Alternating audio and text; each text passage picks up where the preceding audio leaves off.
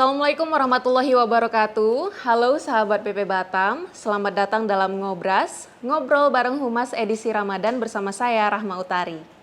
Sahabat PP Batam, pada kesempatan kali ini kita akan mendengarkan tausiah oleh narasumber kita yaitu Ustadz Zainal Setiawan dengan mengusung tema Rumahku Membentuk Surgaku.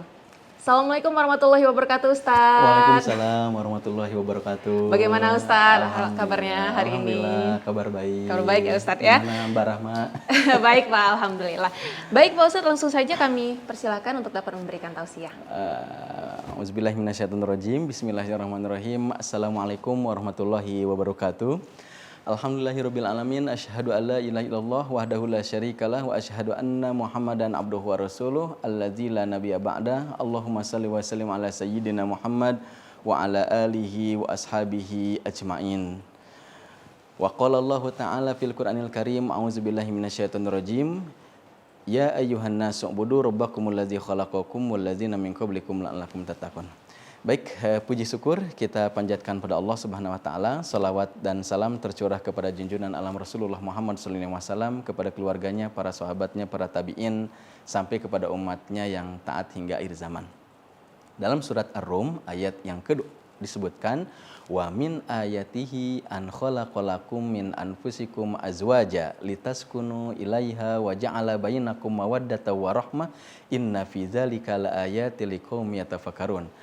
Ayat ini biasanya suka dicantumkan di dalam kartu undangan pernikahan.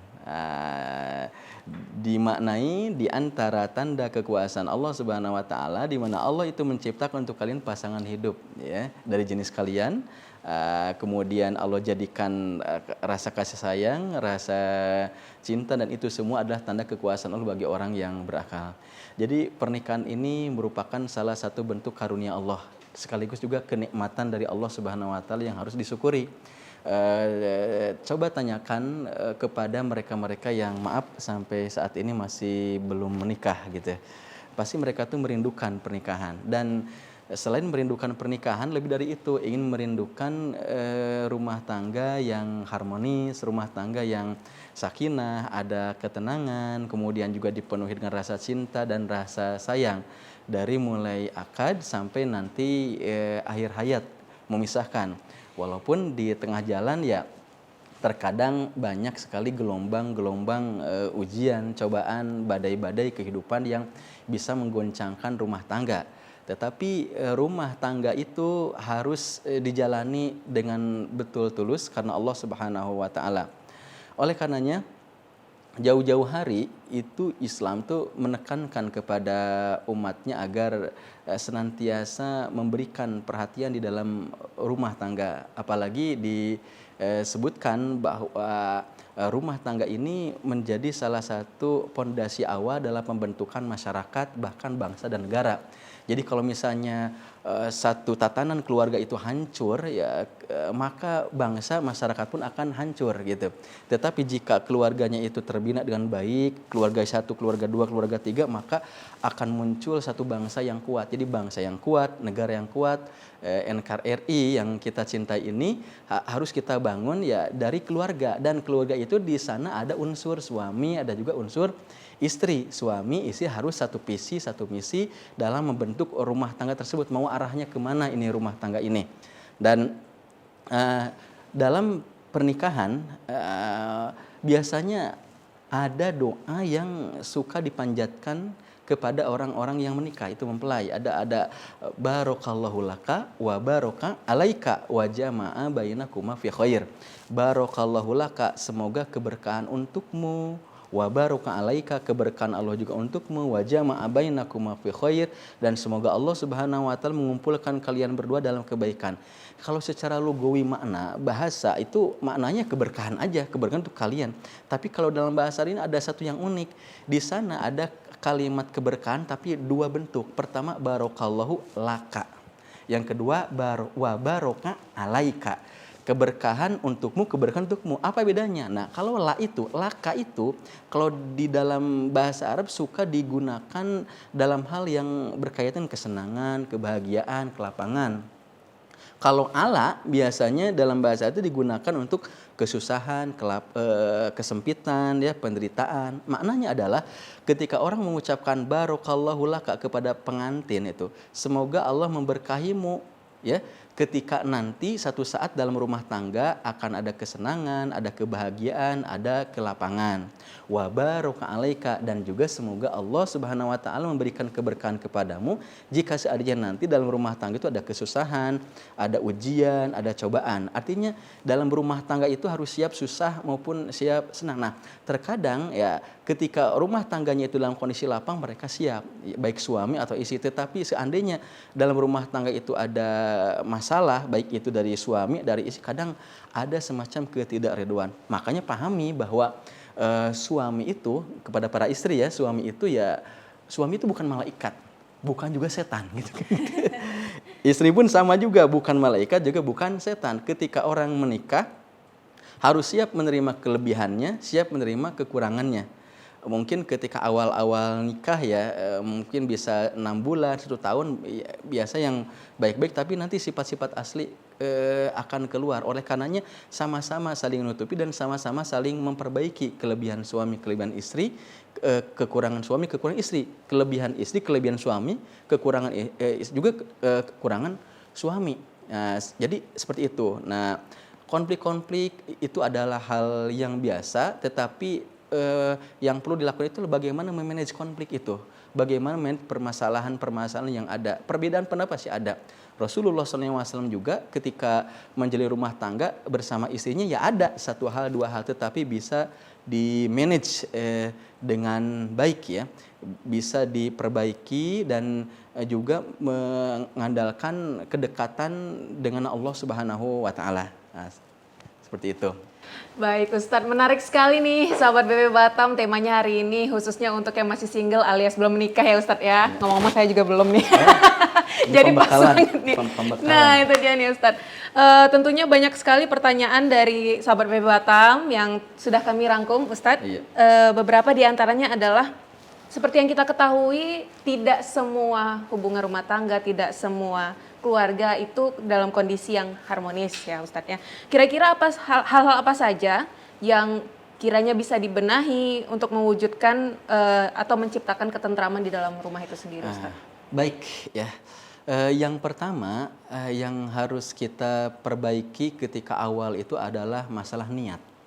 Makanya niatkan dalam rumah tangga itu karena Allah, bukan yang lain-lain. Makanya nikah itu ada kepanjangan. Apa tuh, Ustaz? Tahu nggak? Nikah itu maknanya, ingat-ingat nih, niatkan ibadah karena Allah. Niatkan ibadah karena Allah. Iya, Masya Allah. niatkan ibadah karena Allah. Jadi jauh-jauh hari tuh Rasulullah SAW sudah berpesan, tunkahul mar'ah li arba'in, li jamaliha, wali maliha, wali sabiha, wali diniha, fazfar bizatidin. Ini berlaku juga untuk laki-laki, perempuan. Wanita itu dinikahi karena 4 hal. Jadi bisa karena kecantikannya, bisa juga karena hartanya, bisa juga karena keturunannya, bisa juga karena agamanya. Tapi kata Rasul, fazfar bizatidin, pilih yang karena agama. Fazfar ini bukan ikhtar. Jadi fazfar itu lebih dalam lagi. Kalau ikhtar memilih, kalau fazfar itu seperti kita di padang pasir mencari mutiara. Jadi harus nyarinya harus gini, gini, itu fazfar. Dicarinya itu harus betul-betul gitu. Pilih. Jadi bisa karena cantiknya, bisa karena harta, bisa keturunan, tapi pilih yang karena agama, artinya akhlak. Begitupun laki-laki dinikahi mungkin karena cakepnya, karena gantengnya, bisa juga karena hartanya, bisa juga karena keturunan, tapi pilih yang karena agama dan akhlaknya. Kenapa? Sebabnya bahaya jika lebih dominan cantiknya, milih karena cantiknya. Ingat, cantik itu nggak akan abadi. Ketika hilang cantik, hilang cinta. Waduh. Gitu. Cantik mungkin bisa aja 6 bulan atau malam pertama atau 1 tahun. Tapi udah tahun kedua, nih, ketika awal nikah mungkin merasa ini adalah orang yang paling cantik sedunia. Tapi setelah menjalani pernikahan bisa aja, ternyata ada yang lebih. Nah, ini. Kalau nikah karena cakepnya saja gitu, maka itu pun nggak akan abadi. Ganteng itu nggak akan hilang juga. Nah, juga akan tua dan sebagainya gitu kan.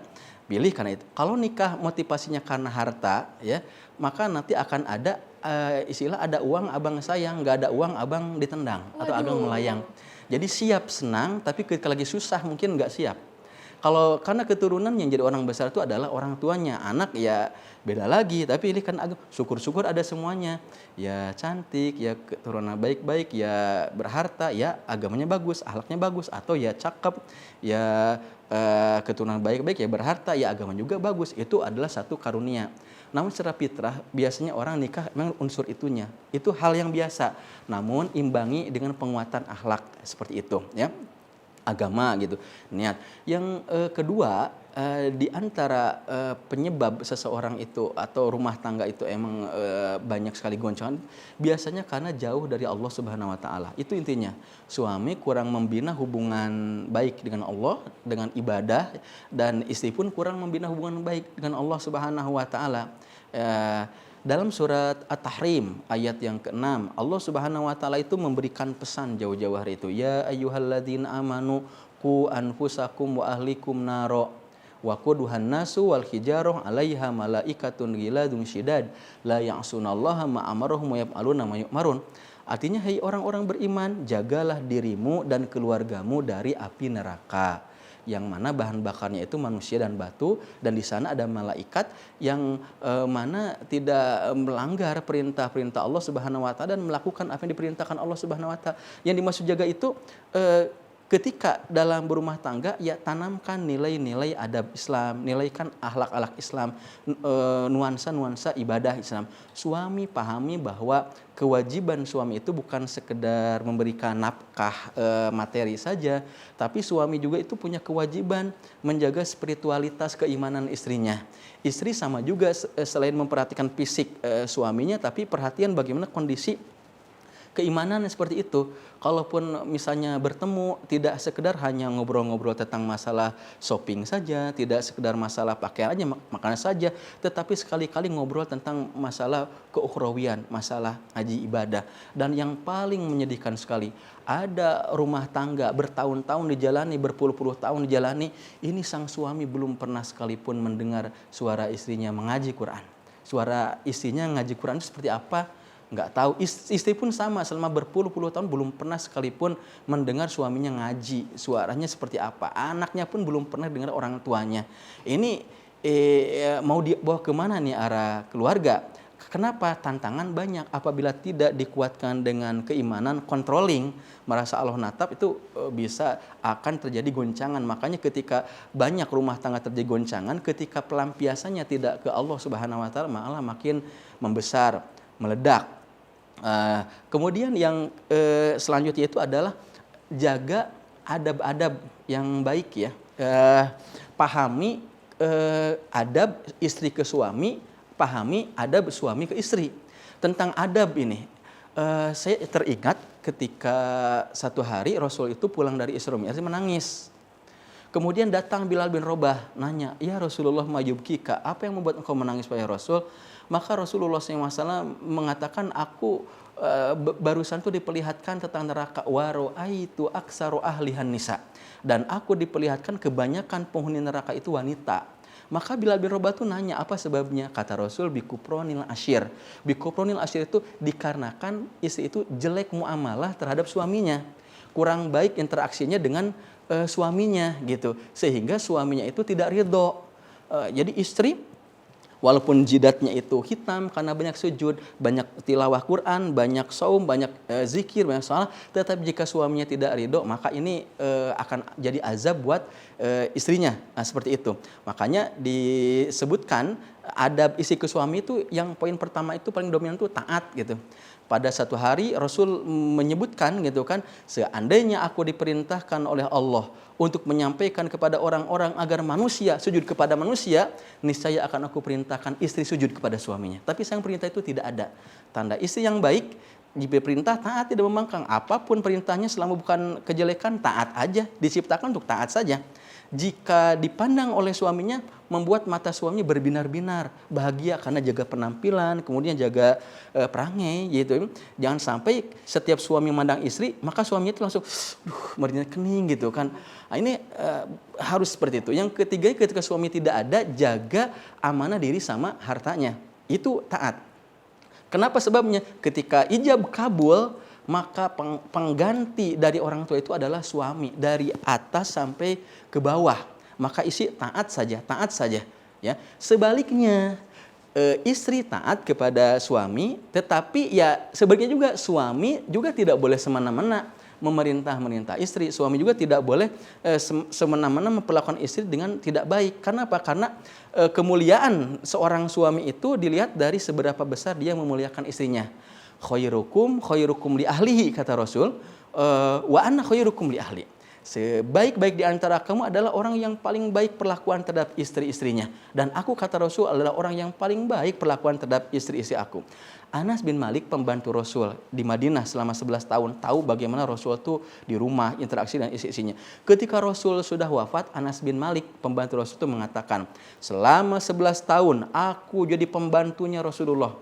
Aku tuh belum pernah melihat Rasul itu membentak-bentak istrinya. Aku belum pernah melihat Rasul itu memarah-marah istrinya. Aku belum pernah melihat Rasul itu memelotot istrinya. Jika Rasul itu dikasih makan istrinya dan makanan itu tidak enak bagi Rasul, tidak mencela makanan, juga tidak mencela yang memasak. Rasulnya tidak memakannya. Jadi dia adalah yang paling baik. Dan yang selanjutnya ketika ada problem apapun, maka secepatnya dikomunikasikan, jangan berkepanjangan, bahkan mungkin harus ada satu komitmen dalam rumah tangga itu, baik yang mau menikah ataupun yang sekarang sudah menikah, pembaharuan lagi, bahwa punya komitmen jika ada masalah antara dua suami istri, pokoknya 1 kali 24 jam harus selesaikan. Ada unek-unek, sampaikan, pahit atau manis, cari waktu. Ada ketidaksukaan, sampaikan saja. Jangan sampai berkepanjangan. Cari titik komunikasi. Betul. Nah itu dia sahabat PP Batam, sudah kita simak bersama ya, baik itu tips-tipsnya dan juga bagaimana cara untuk membina keluarga agar dapat menjadikan rumah sahabat PP Batam adalah surga sahabat PP Batam. Baik Ustadz, terima kasih banyak sudah bersedia hadir dan tentunya memberikan tausiah kepada sahabat PP Batam. Dan juga kami juga berterima kasih kepada sahabat PP Batam yang terus menemani hingga akhir. Dan saya Rahma Utari pamit undur diri. Jangan lupa untuk nyalakan lonceng notifikasi, like dan juga subscribe channel YouTube PP Batam. Tetap jaga kesehatan. Wassalamualaikum warahmatullahi wabarakatuh dan sampai jumpa.